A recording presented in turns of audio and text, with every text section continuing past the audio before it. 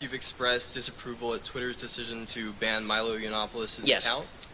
Keeping this in mind, do you believe that Simon & Schuster made the correct decision in canceling Yiannopoulos' book deal over his most recent scandal? And do you believe that a company should prioritize their shareholders in making a decision to protect their profits, or should they risk their business endeavors to promote free speech for people like Yiannopoulos? Okay, so I don't think that publishers have an obligation to print everybody's book. As somebody who's submitted many book proposals over many years, I don't think the publishers have an obligation to promote anybody's book if they feel they're going to lose money on it. As far as Twitter claims to be, its own sort of claim is that it's sort of a free speech haven, and so it seems to define its central principles wrongly by banning people. And so, and let me say for the record that as anybody who has watched me for the past year knows, I am no fan of Milo's. I have not been a fan of Milo's. I find Milo appalling, and I have for well over a year. I've stayed silent on this latest stuff because, honestly, you don't kick a guy while he's down. But the fact is that Milo, what's happened with Milo actually says less about Milo than it does about the conservative movement that I find troubling, right? I think that, just to give you a few examples of stuff that Milo's done over the past year, in a few weeks ago, he suggested to a Muslim girl in an audience that she shouldn't be wearing a hijab in America. As a guy who wears a funny hat every day of the week, I think that's awful, right? Milo's somebody who said that he called a Jewish journalist from BuzzFeed a thick as, what was it? It was a typical example of a sort of thick as pig shit media Jew.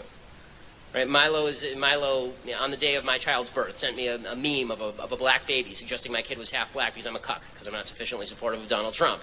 He's talked about how the alt-right is this wondrous milieu of intellectual decency and honesty, full of brilliant people, while openly acknowledging that the alt-right actually says that Western civilization and ethnicity are inherently connected. Right? He did all of this before all this stuff came down. So my only disappointment on all of this stuff is that, I think that conservatives should have said this is all bad stuff a long time ago. I don't think that it should have taken tape of Yiannopoulos saying that 30-year-olds having sex with 13-year-olds is great in order for people to say this was not great stuff. So if the only standard on the right is, we'll accept anyone who pisses off the left, our only standard is you can't say that it's good for 30-year-olds to have sex with 13-year-olds, I think we can have a little bit higher standard. Yes, all right. I'm happy to take some questions. Are you going to go around if I pick people? Is that all right? Thank you. You keep jumping up. I feel like you need to get something out of yourself. Go ahead. Go ahead. No, I'm grateful. I'm just teasing. So earlier today, I watched an interview with Dave Rubin and Ben Shapiro, and he had mentioned. I'm sorry. Did you run out of sleeping tablets? I was waiting. Kind of boring, but one thing Ben said some actually pretty good things about you, but Dave said something that you're going on in February, and that he was going to bring up a discussion about maybe another scheduled or the first debate between you and Ben, if that were ever going to happen. Well, I've repeatedly said I'm happy to do it, but Ben keeps fibbing about it. I'm a lot busier than he is, and sometimes I don't respond to his emails within 3 days. I'm sorry. I mean, he's not high on my list of priorities. He used to be famous. He isn't anymore. I prefer to debate people who, when you're sort of, your star is ascending very quickly, as mine is. You're advised to be interviewed by people who are bigger than you, not smaller than you. Which is why Ben sort of fell off my list of priorities. And I continue to hold out that offer to him if he wants to take it, but he started fibbing on his radio show saying I was a coward because I didn't respond to him for a week. Well, get over yourself, You used to be hot shit, you used to be the big thing, you aren't anymore. People are going to take a while to reply to you. I'm very happy to debate him, although I'm not sure he'll want to now that his access and influence has evaporated because Trump won. He didn't imagine for a second that Donald Trump would win, and now he has. Ben's fucked for 8 years. Well, he deserves to be. He deserves to be, frankly, because he treated his own audience with disdain and contempt, and lost all of... I mean, he used to be the cool conservative, he used to be the guy that had fans under 50, unlike any of the rest of them. And then he fucked it all up with Trump. I mean, it's not my fault. But I'm very happy to debate him anytime. That's political incorrectness. It is not political incorrectness to shout cuck at people. Right? You're not actually changing anything.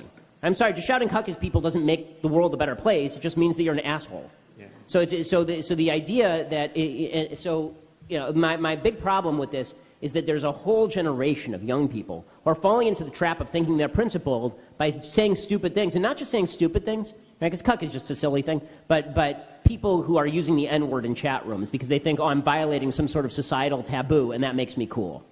Yeah, well, that's not going to be so cool when it turns out your employer can search you, and now you can't get a job. Right? It's not going to be so cool when you fall into this trap of associating with all these folks, and it turns out that's on your Facebook page. Right? It's all fun and games until you actually have to live in the real society where the left is willing to go after people. Now, I don't think the left should go after people for this sort of stuff because I would prefer to live in a society where we can all say whatever we want, but I don't think that you saying these things promotes that because I don't think it's important that we have a society where you say the N-word. I think it is important that you have a society where you can point out that we're not disproportionately sending black people to prison. We're sending black people to prison in precisely the proportions they're committing crimes. I think that's more important than you shouting cuck or the N-word.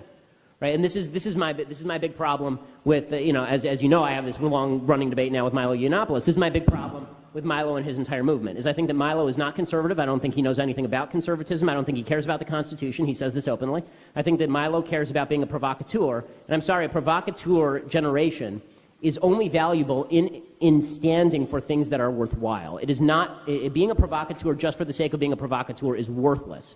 Provoke in the name of something real and decent, and then I'll stand with you. Provoke in the name of just being a provocateur because you're violating taboos and you're a waste of my time. Let me ask you, because it's not only the left that's got some Trump derangement syndrome going. It's also Glenn Beck and Ben Shapiro.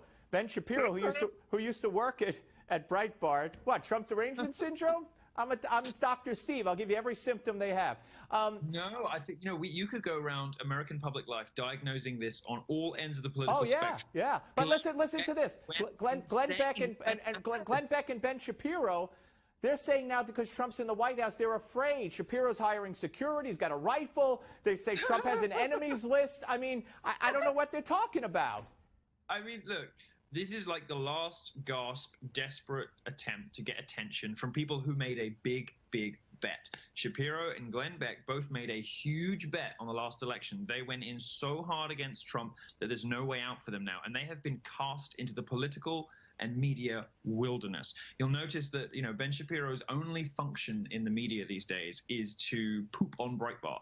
But what he doesn't realize is it's not a good look. It's like somebody talking smack about their ex-wife, or somebody whinging about their former employers. Everyone's got beef with their former employers. People just don't take you that seriously. Journalists will use you for copy when they have an agenda themselves. Debating Milo, I haven't heard anything about that lately. So the answer is no, I won't be debating Milo. The reason I won't be debating Milo is because he's a coward. And the reason he's a coward is because 3 weeks ago, first of all, somebody, I think it was Dave Rubin plus Steven Crowder, they both offered to host a debate between me and Milo on the alt-right and Donald Trump. And Milo went totally silent. And then he blamed Breitbart News for telling him not to do it. A couple weeks later, he then said, fine, I'm willing to do it now. And he emailed me, and he emailed Dave Rubin, and he emailed all the people involved, and he said, let's set this up. And within an hour, I had my assistant email back times, right? And he said within the next couple of weeks. No response. Nothing. Right? He says, I'll get back to you. No response. For a week. For 2 weeks. For 3 weeks, right? And then I email him again, last week and a half ago, and I said, okay, well, I'm holding these dates open, and I'm not going to keep holding dates open, so are we doing this or not? No response. No response because he's chicken. Because he's chicken poop. Because he is a coward. He's a coward, he's an intellectual coward. It's very easy to go on campus and fight against Triggly-Puff social justice warriors with an IQ of 7. It's really not difficult. And it's also really not difficult to lie to college students about what is good and true because they haven't studied the issues. It's also not difficult to gain attention by doing silly stunts. And they're fun. I watch them. They're fun. But when you do those things and you then spoon feed on top of it alt-right white nationalism and pander to some of the worst people on earth and encourage college students to do the same, it's really terrible. I don't have to reiterate my criticisms of Milo here. Suffice this to say, he's intellectually shallow. The offer's off the table. I don't waste my time holding dates open for my intellectual inferiors who are too cowardly to debate me, to initiate conversations, then blame me for backing out of the debate that they back out of because they have no stones. Oh, thing quick. I don't want to dwell on it, but so many people ask. So for the record, with you sitting here right now, I will fully say what I've said many times on Twitter, which is that Milo had the original idea of doing it. He sent an email to our team, said, let's do this debate. Me and Ben, Dave will moderate. You immediately responded, yes, you gave dates. And then Milo basically dipped out. That says the truth as much as I know it. If you know more, that's exactly this is right. your moment And so that's exactly right. And so and then went around the country proclaiming that I had chickened out and trying to derive this rivalry with me that I could not care less about. Like Yeah. Milo, I wish nothing but success to Milo based on the good things he does. I hope nothing but failure for him for bad things that he does, just like anybody else. That's quite a wish. And I'm not going to play Lucy in the football with him. I mean, he ducked out, he chickened out, and I mean, look, the fact is that even the fact I was willing to do it in the first place after he was tweeting pictures of me, a black baby on the day that my son was born because I'm a cuck, it was a bit generous, but. Now that I'm not gonna play that game. That's not my game. And the thing is, I genuinely like both of you, and I think we could have done something really good. Milo's coming back in February. I think that my guess is that the ground is a little too scorched. Yeah, I'm not interested. But yeah, okay. Again, I'm not interested in doing the Charlie Brown Lucy routine so that he can go around the country proclaiming that he's brave after having chickened out. Yeah, so. And for the record, when he comes in February, I'll sure say the exact same thing to him, and he can say what. Yeah, that's fine. That's fine. It'll be very sophisticated and British. I'm looking forward to having a chat with somebody interesting and fun who I admire. I think he's smart. I think he's has a great intellect. To work out time that works for our schedules. We're both very busy. I'm busier, obviously, because I'm much more successful. Sorry that he's going to be so totally and utterly humiliated by a faggot in debate, but what can you do? No, I'm gonna. You want to what? No, I haven't asked me about this Texas Tech. This is a very, look, this is a very weird situation that happened, right? I didn't reply to an email for 2 weeks because I'm busy and I was doing stuff like this. No, wait, I'm not bullshitting it. I'm not bullshitting it. I think my inbox has about 30,000 unread emails at the moment. I didn't reply for 2 weeks, as I very often don't. And then I hear that Ben has published a video saying I'm a chicken and I won't debate him, which I never said. We hadn't fixed a date yet. I wonder whether it's because did he decide he didn't want to do it in the end or whatever, but the invitation is open. Bring it, Ben.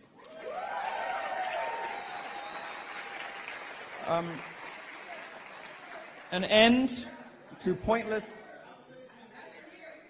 Well, maybe I'll bring Ben and Dave Rubin, and maybe we'll start. I was writing wildly anti-Trump pieces, and I had freedom to do so for literally months before I left. Okay. So, changing gears here, is it true that you are 5'9"? Last time I checked, I mean, and my hands are normal size, getting. Okay, yeah, good hands. Well, Ted Cruz is the very best hands. I have a very good writing. It's very good words. My hands, they're great. They're bigly great. Awesome. Ted Cruz is 5'8", and Milo says that when you stand next to him, you're actually shorter. So I don't remember if I was shorter than Ted Cruz when I stood next to him because I don't measure my size next to other men like Milo does. Oh, gotcha. Okay. And I'm not tall and nearly as dashing as him, of course, and I don't have the nice British. Well, who is? I mean, without the British accent, by the way, Milo is basically just another ill-informed libertarian. All right, Milo. He's definitely going to see this. So. I know. I mean, look at the quality that you have on the right. I mean, we joke about Ben, but Ben is one of the sharpest minds in media in this country. He's an incredibly fucking smart guy. Really fucked it up with Trump, and now his career's gone. But he's a very smart man.